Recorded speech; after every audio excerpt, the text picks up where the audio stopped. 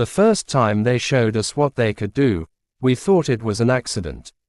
That was our first mistake. The second mistake was believing it would never happen again. I am Archivist Kell of the 7th Concorde, and this record exists because every other warning we issued was ignored. We thought humanity was a curiosity. Then we thought they were a threat. Now we understand something far worse. They do not know what they are. And that makes them the most dangerous species we have ever encountered. The humans were late to the stars. By the time their first vessels stumbled into interstellar space, the galaxy had already been carved into careful systems of power and balance. Trade routes were mapped. Conflicts were ritualized. Wars, when they happened, were efficient and controlled. No species could afford chaos. Chaos destroyed everything. Humans did not understand this. At first, we dismissed them. Their technology was inelegant, their ships overbuilt and inefficient, their communications loud and imprecise. They were emotional in negotiations, unpredictable in behavior, and strangely obsessed with ideas like loyalty and sacrifice, concepts most advanced civilizations had long since optimized out of existence. We labeled them unstable but manageable. We were wrong. The first incident occurred in the outer colonies of the Rathuri Combine. A mining station had been attacked by a swarm predator species native to a nearby nebula. The creatures were not intelligent, but they were relentless. They consumed metal, energy, anything they could break down. The Combine requested assistance, but none arrived in time. A human transport vessel happened to be passing through. It was not a warship. It was not even armed by our standards. It carried cargo, not weapons. But it did have a crew of 23 humans. According to the logs, they had a choice. They could divert and survive, or intervene and likely be destroyed. They did not hesitate. They rerouted power from life support, engines, and navigation into improvised weapons. They modified mining lasers into cutting beams, overloaded their reactors to create shock bursts, and physically steered their ship into the swarm to draw it away from the station. The Combine observers described what happened next as impossible. The human vessel should have failed within seconds. Their systems were not designed for that level of strain. Their bodies were not designed for that level of stress. And yet they continued. One of the humans exited the ship in a protective suit that was never intended for combat. They used manual tools to repair damage while under direct attack. Another manually rerouted power through systems that were actively melting. Their commander continued issuing orders despite suffering injuries that would have rendered most species unconscious. They fought for 17 minutes. 17 minutes against a swarm that had consumed entire fleets. When reinforcements finally arrived, the swarm had been scattered. The mining station was intact. The human ship was barely recognizable. 12 of the crew were dead. The rest were injured, but they were alive. The Combine recorded the event as an anomaly.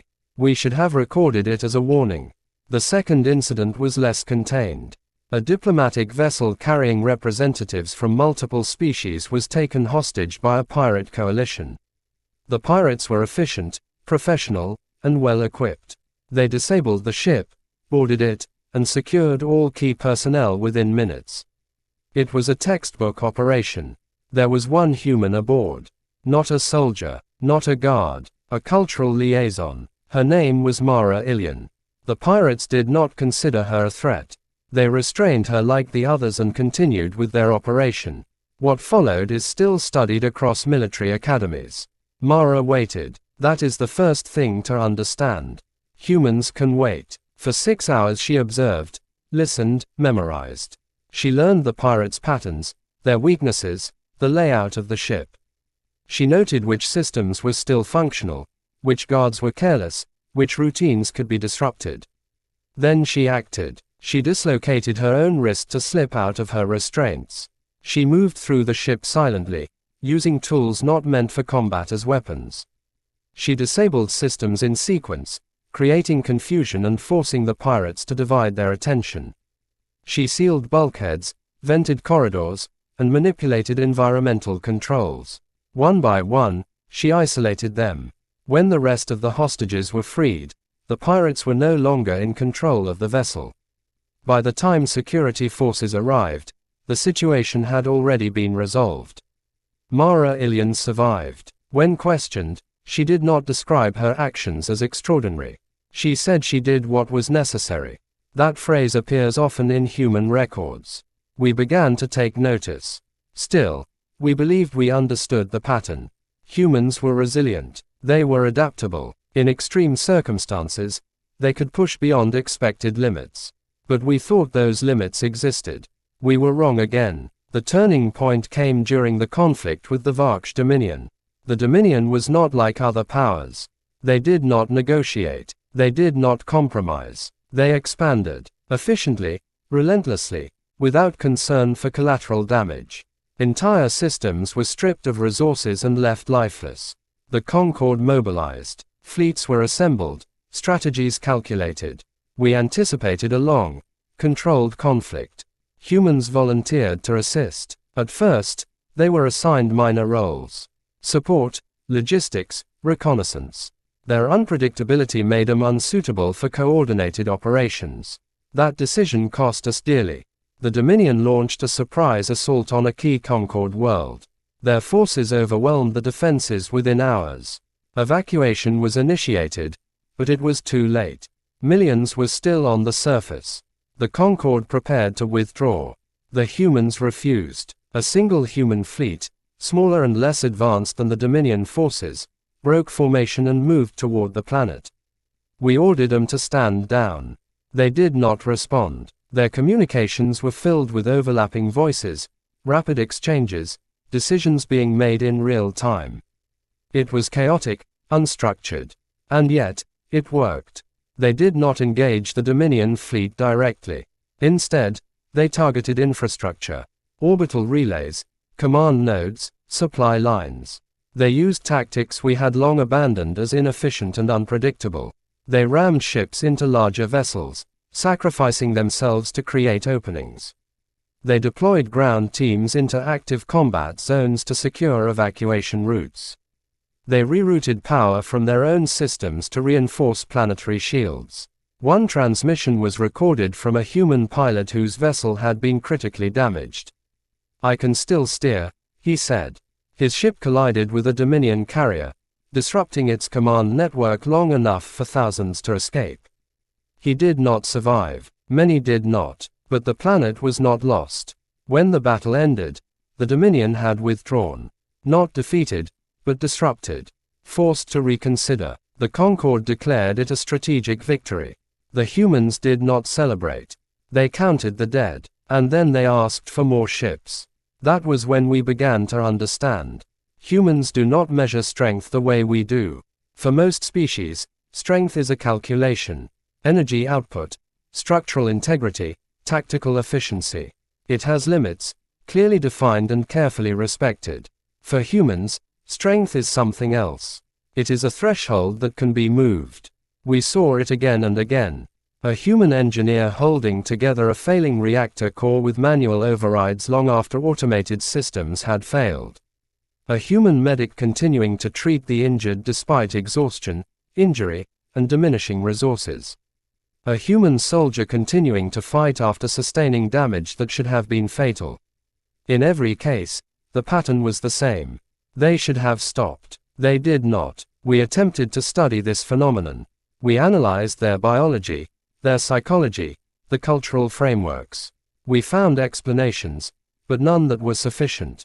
Their bodies produce chemical responses that enhance performance under stress. Their minds are capable of overriding signals that would normally enforce rest or retreat. Their social structures reinforce behaviors that prioritize others over self.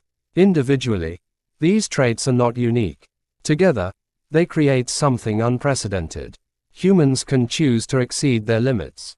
Not always, not indefinitely, but often enough to matter. And the most concerning aspect is this: they do not fully understand when they are doing it. To a human, pushing beyond their limits is not extraordinary. It is normal. It is expected. That is why they are dangerous. The final incident, the one that forced the Concorde to change its policies, occurred in a region we had deemed uninhabitable. A stellar anomaly had destabilized the system. Radiation levels were lethal. Gravitational distortions made navigation nearly impossible. No species had attempted to settle there. Humans did. At first, we assumed it was a mistake, a miscalculation, but their colony persisted. We sent observers. What we found defied logic. The humans had adapted their technology, their infrastructure, even their own biology to survive in conditions that should have been fatal. They built shelters that shifted with gravitational fluctuations. They developed shielding systems that absorbed and redirected radiation.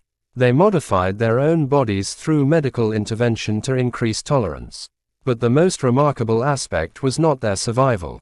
It was their attitude. They did not see the environment as hostile. They saw it as a challenge. When systems failed, they fixed them. When conditions worsened, they adapted. When losses occurred, they mourned, and then they continued. One of our observers asked a human colonist why they had chosen such a place. The human considered the question carefully before answering. Because it's there, he said. We did not understand the answer. We understand it now. Humans are not driven by efficiency. They are driven by possibility. They will go where others will not. They will attempt what others consider impossible. And when they fail, they will try again. This is not bravery as we define it. It is something deeper, something more fundamental. They do not perceive their limits as boundaries. They perceive them as obstacles. And obstacles are meant to be overcome. The Concorde has since revised its assessment of humanity. They are no longer classified as unstable. They are no longer classified as a developing species. They are classified as an adaptive anomaly. Protocols have been updated, engagement strategies modified, contingency plans established, but these are measures of control. And control may not be possible, because the truth is this. We still do not know where their limits are. And neither do they. That is the terrifying thing about humans. Not that they are strong. Not that they are resilient. But that when the moment comes, when everything is on the line and the cost is too high and the odds are too great, they will find something more. Something beyond what they should be capable of. And they will use it. Not because they understand it, but because they believe they must. I submit this record not as a warning against humanity, but as a warning about them. If you face them, do not assume you understand their capabilities. Do not assume you can predict their actions. And above all, do not assume that what you are seeing is their full strength. Because it never is, and by the time you realize that, it will already be too late. The record you have just heard was meant to be the final warning. It was not. I am still Archivist Kell of the 7th Concorde, though the title has lost much of its meaning since the collapse of the Outer Ring. What remains of our order now functions as witnesses rather than historians. We no longer catalogue events with the assumption that they will end in stability.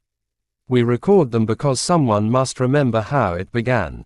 After the Concorde reclassified humanity as an adaptive anomaly, policies shifted rapidly.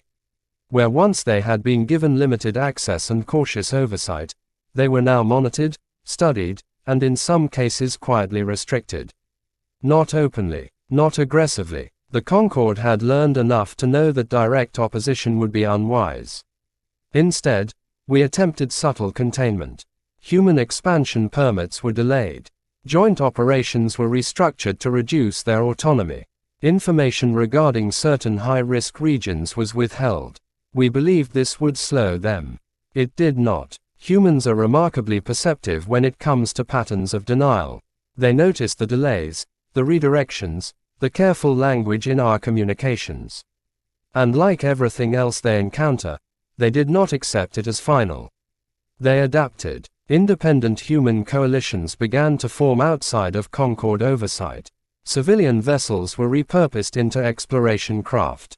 Former military personnel, engineers, scientists, and individuals with no formal qualifications at all began working together in ways that defied our models of organization. They called it, figuring it out as they went. We should have recognized the danger in that phrase. The first sign that our containment strategy had failed came from a region known as the Silent Expanse. It was a void between major trade corridors, largely ignored due to its lack of resources and the presence of residual gravitational distortions from an ancient stellar collapse. We had marked it as low priority. Humans did not. A fleet of 12 human vessels entered the expanse without authorization. They transmitted their intent openly. Exploration. No further explanation was provided. We tracked their progress for 3 standard cycles. Their formation shifted constantly, adapting to the unpredictable gravitational currents. They deployed probes, mapped anomalies, and documented structures that should not have existed. Then the transmissions stopped. At first, we assumed equipment failure. The expanse was known to interfere with communications. But when no signal returned after extended intervals, concern escalated. A retrieval mission was proposed. It was denied. The Concorde had already lost too many resources in uncertain ventures. 12 human vessels, while significant, did not justify the risk of entering an unstable region with no clear objective. We recorded them as lost. Humans did not. Within 2 cycles of the disappearance, a new fleet assembled. This one was larger, better equipped, and far less restrained. It did not request permission. It did not file a flight plan. It simply entered the silent expanse. What happened next forced us to confront a possibility we had not considered. That humans, when faced with the unknown, do not retreat. They escalate. Fragments of their transmissions began to reach us, distorted and incomplete. They spoke of structures embedded within the distortions, vast constructs that seemed to shift in and out of perception. They described signals that did not follow known patterns, communications that were not directed yet seemed to respond. And then there were the reports of absence. Entire sections of space where matter behaved incorrectly, where sensors returned conflicting data, where time itself appeared inconsistent. We had encountered anomalies before. We had never encountered anything like this. The human fleet did not withdraw. They moved deeper. The first clear message we received was not a report. It was a warning. Something here is watching, the transmission said. It was followed by silence. Days later, another message. It's not just watching, it's learning. That was when the Concorde finally acted. A joint task force was assembled, composed of multiple species, equipped with the most advanced technology available. Their orders were clear. Locate the human fleet. Assess the anomaly. Do not engage. They entered the silent expanse under strict protocols. Formation was maintained. Communications were constant. Every variable was monitored and controlled. For the first few cycles, everything proceeded as expected. Then they found the first human ship. It was intact. Power systems were operational. Life support was functioning. There were no signs of external damage. There was no crew. Personal belongings were left in place. Equipment was arranged as if it had been abandoned mid-task. Logs indicated normal operations up until a specific timestamp. After that, nothing. No distress call. No indication of conflict. Just absence. The task force proceeded with caution. They located 2 more vessels in similar condition. Each one empty. Each one silent. Then they began to detect something else. Patterns. Not in the ships, but in the space around them. Subtle fluctuations that repeated with increasing frequency. Distortions that aligned in ways that suggested structure. And within those patterns, something was moving. At first, it was dismissed as sensor error. The expanse was known to interfere with readings. But the movement persisted, growing more defined. It did not follow physical laws. It did not occupy space in a conventional sense. It simply was. One of the task force analysts described it in a way that has since been widely referenced. It looks like a thought trying to become real. The command structure ordered an immediate withdrawal. The fleet turned to exit the expanse. That was when the first vessel disappeared. Not destroyed, not damaged. It simply ceased to exist. One moment it was present on all senses, in visual range, fully operational. The next, it was gone. No debris, no energy signature, no trace. Panic spread through the task force, but discipline held. They accelerated their retreat, maintaining formation as best they could. Then another vessel vanished. And another. The patterns intensified, surrounding the fleet, closing in. And then, through the distortion, a human voice broke through the comm channels. "Don't run." The transmission was fragmented, layered with interference, but the words were clear. "Running makes it worse." The command crew hesitated. The voice continued. "You have to stay still. You have to let it understand you." The source of the transmission was identified. One of the missing human vessels. It was no longer where it had been.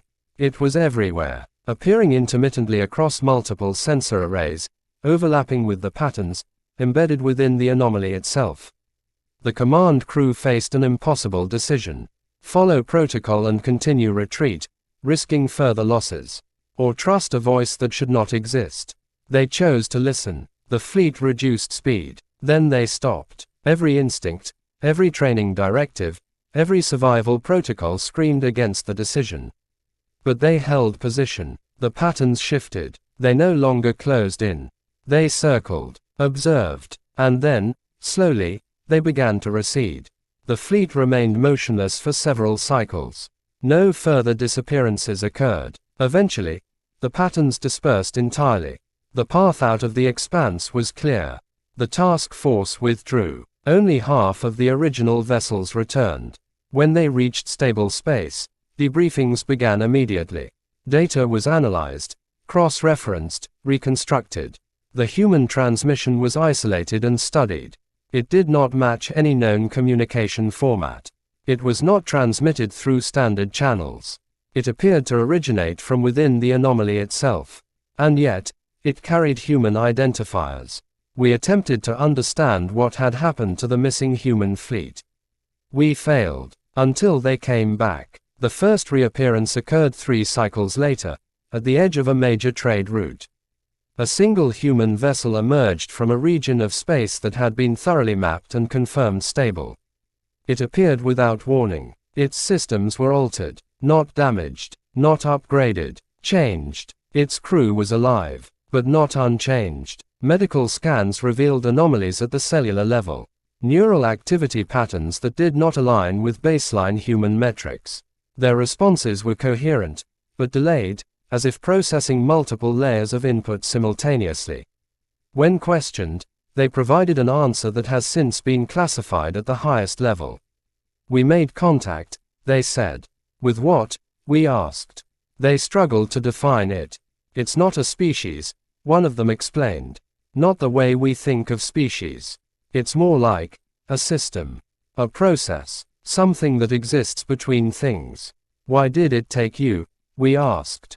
"It didn't take us," they said. "It didn't even know what we were at first. We were just data." The implications of that statement were staggering. A phenomenon that did not recognize sentient life as distinct entities. That processed existence as information rather than identity. What did it want? We asked. The human paused. To understand, they said. That answer might have been reassuring. It was not, because understanding, in this context, did not imply benevolence. It implied analysis, experimentation, and if necessary, disassembly. We attempted to restrict the returning vessel. Quarantine protocols were enacted. The crew was isolated, monitored, studied. They did not resist. They did not need to. Within days, similar reappearances began to occur across multiple sectors. Human vessels, long presumed lost, emerging from stable space with the same alterations. Each crew reported variations of the same experience.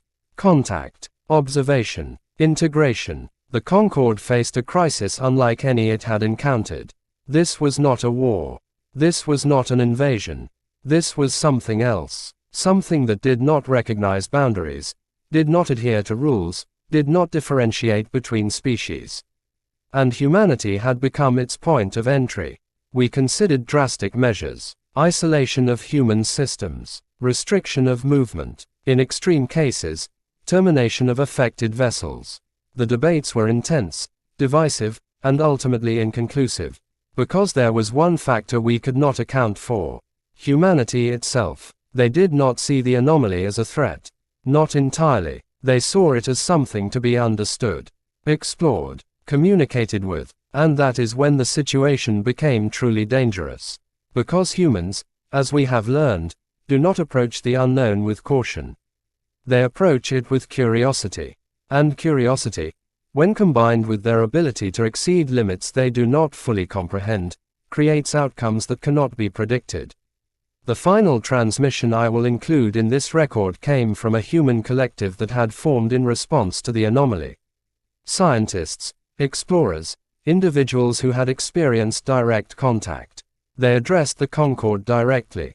"You're looking at this the wrong way," they said. "You think it's something happening to us. It's not. It's something happening with us." They paused, as if choosing their next words carefully. "It doesn't understand strength," they continued. "Not the way we do. It doesn't understand limits. It just processes what is." They leaned closer to the recording device. "And what we are, is something that doesn't stop." There was silence. Then a final statement. "It's learning that now. I do not know what will happen next. None of us do. The anomaly is still out there. The patterns are spreading, appearing in regions far beyond the silent expanse. Human vessels continue to make contact, to return, to change. The Concorde is no longer unified in its response. Some advocate cooperation, others demand isolation. A few have begun to prepare for war. But how do you fight something that does not perceive you as an opponent? How do you resist something that is not trying to conquer you, but to understand you? And most importantly, what happens when it finishes learning? I have reviewed every record, every transmission, every fragment of data we have collected. And I have reached a conclusion that I find deeply unsettling. The anomaly is not the most dangerous element in this equation. Humanity is, because whatever that thing is, whatever it becomes, it is being shaped by its interaction with them. By their persistence, their adaptability, their refusal to accept limits. We once feared humans because they did not know their own strength. Now we must consider something far worse. What happens when something else learns it from them? This record will be distributed to all remaining Concorde systems. Not as a directive, not as a solution, but as a final acknowledgement. We are no longer in control of this situation. And the terrifying thing about humans has changed. It is no longer that they barely realize their own strength. It is that they are beginning to teach it to something that never had limits to begin with. If this continues, the galaxy will not face an enemy. It will face a reflection of humanity's potential. Without restraint, without hesitation, without end. And by the time we understand what that means, it will already be too late. This will be my final record. Not because there is nothing left to say, but because there may soon be no one left to hear it. I am still Archivist Kell, though the seventh Concorde no longer exists in any meaningful form. Its systems are fractured, its fleet scattered, its doctrines abandoned. What remains is a collection of survivors attempting to understand a reality that has moved beyond our ability to define it. If you are receiving this, then some fragment of our network still functions. If you are receiving this, then it has not reached you yet. But it will. After the first reappearances, after the human vessels began returning from the anomaly changed but intact, the galaxy entered a state of controlled panic. Trade slowed, borders tightened, communications increased, then fragmented as different factions chose different responses. Some aligned with humanity, some isolated themselves completely, some prepared for conflict against an enemy they could not describe. None of it mattered. Because the anomaly did not spread like an invasion. It spread like a realization. At first, it was subtle. Navigation errors increased across multiple systems. Not catastrophic failures, just small inconsistencies. Coordinates that drifted, routes that shifted slightly from expected paths. Ships would arrive moments earlier or later than predicted, sometimes with no clear cause. Then came the sensory discrepancies. Pilots reported seeing objects that were not there, or failing to see objects that were. Instruments contradicted visual confirmation. Physical space began to feel unreliable. We attempted to correct for it. We recalibrated sensors, updated models, refined calculations. The errors persisted, and then, inevitably, they escalated. Entire regions of space began to exhibit the same characteristics as the silent expanse. Not identical, but related. Patterns in the void. Fluctuations that aligned in non-random ways. Areas where conventional physics became inconsistent. The anomaly was no longer contained. It was everywhere. Humanity responded first. Of course they did. While the rest of us debated containment strategies and evacuation protocols, humans moved toward the phenomenon. Not blindly, not recklessly, but with a determination that bordered on inevitability. They formed what they called interface groups. Teams specifically designed to engage with the anomaly directly. Not to study it from a distance, but to interact with it. To communicate. To become part of it. We tried to stop them. Warnings were issued. Restrictions enforced. In some cases, force was threatened. They ignored all of it. Because to humans, a barrier is not a command. It is an invitation. The first successful interface was recorded in a system on the edge of what used to be Concord territory. A small human vessel entered a region of high anomaly density and did something no other species had attempted. They shut down the shields. They reduced power to minimal levels. And they waited. The patterns formed around them almost immediately. Distortions layered over distortions, creating structures that could not be described in physical terms. The vessel's systems began to fluctuate, readings spiking and collapsing in rapid succession. And then, for the first time, we recorded a stable exchange.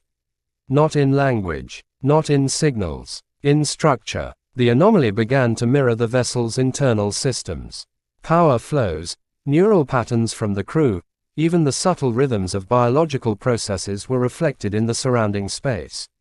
It was learning, and the humans were letting it.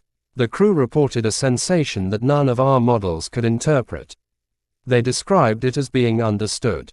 Not observed, not analyzed. Understood. The distinction is critical. Observation implies distance. Understanding implies connection. And connection changes everything. When the vessel exited the anomaly, it was not the same. Its systems had been reorganized in ways that improved efficiency beyond known limits. Energy output increased without additional input.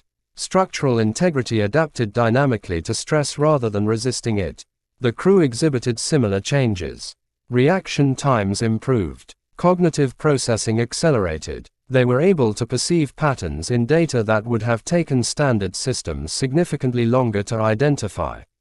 They had not been damaged. They had been enhanced. That was the moment the galaxy lost its last chance to control what was happening.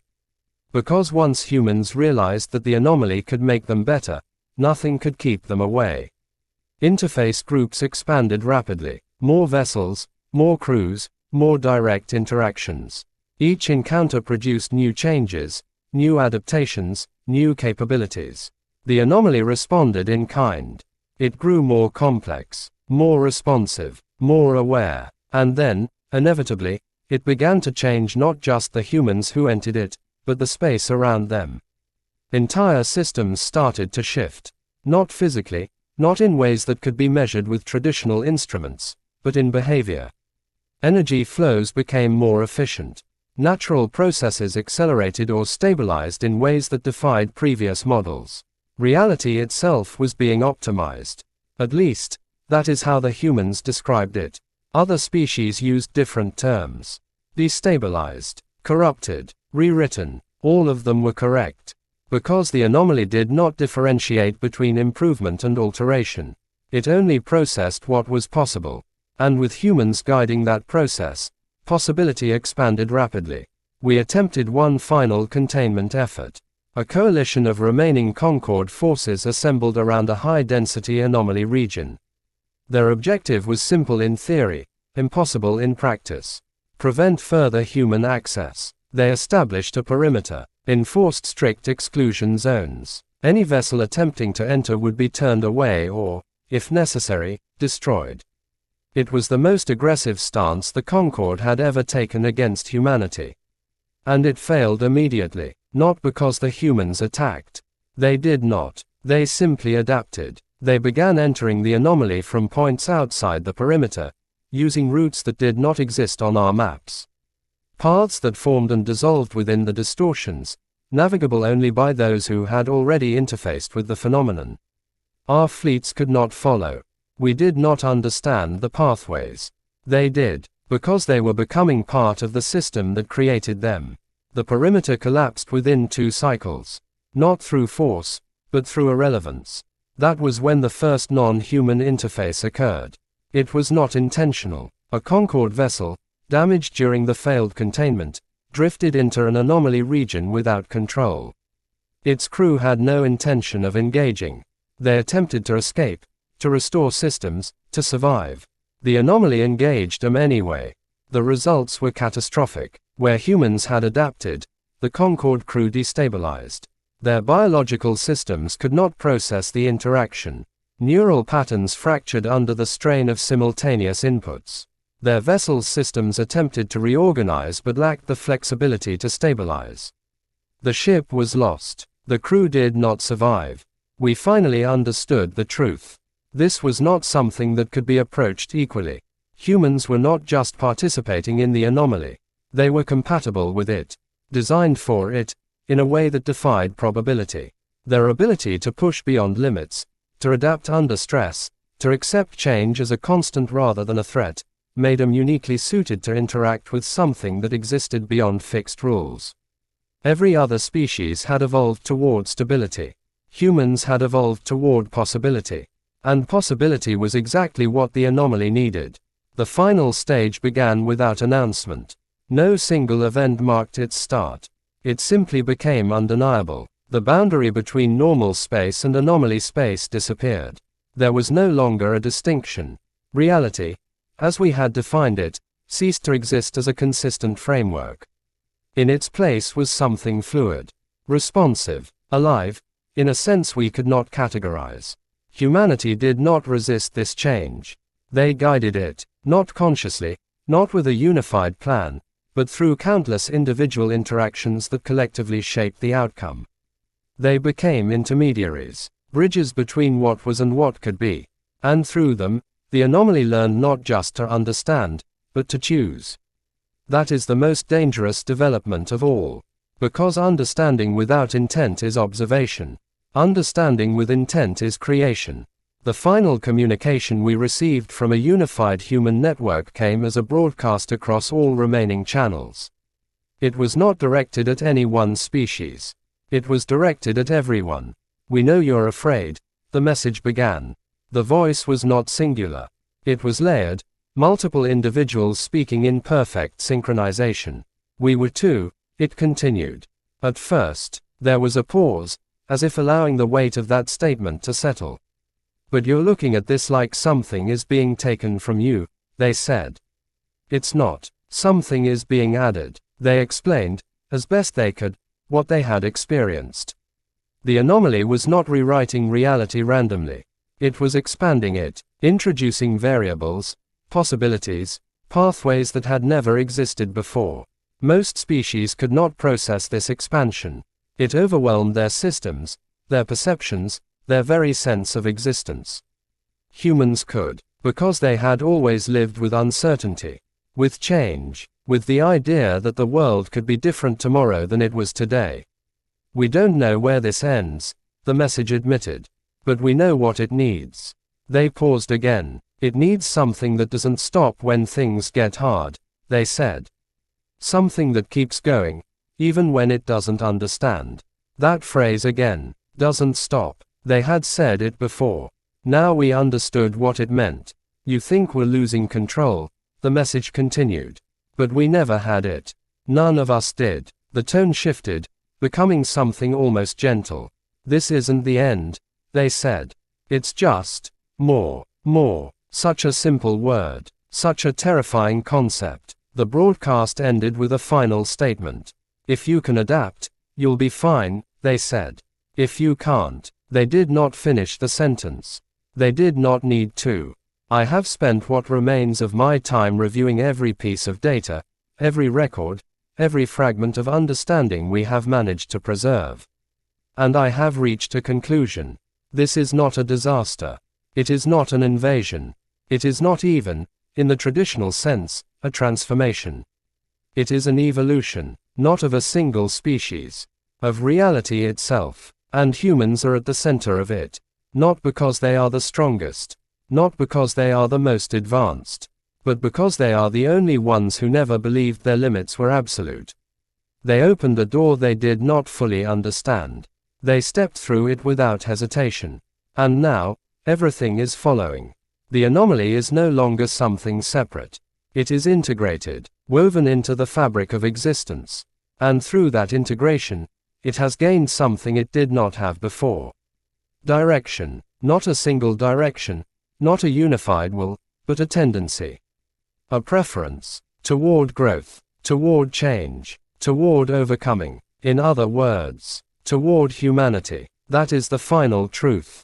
The terrifying thing about humans was never just that they barely realized their own strength. It was that their strength was never just their own.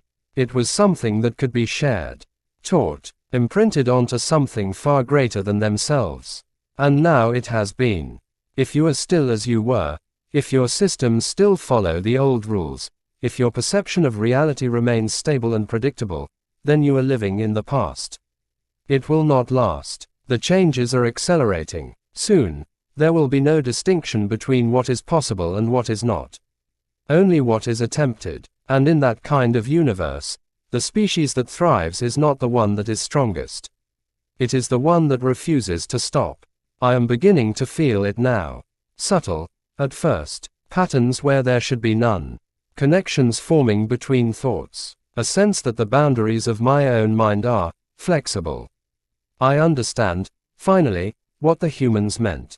It is not unpleasant. That may be the most unsettling part. There is a clarity to it. A sense that limitations were never as fixed as we believed. I do not know how much longer I will remain as I am. I do not know what I will become. But I do know this. The galaxy we knew is gone. In its place is something vast, unpredictable, and full of potential beyond anything we ever imagined. And at the heart of it all are humans.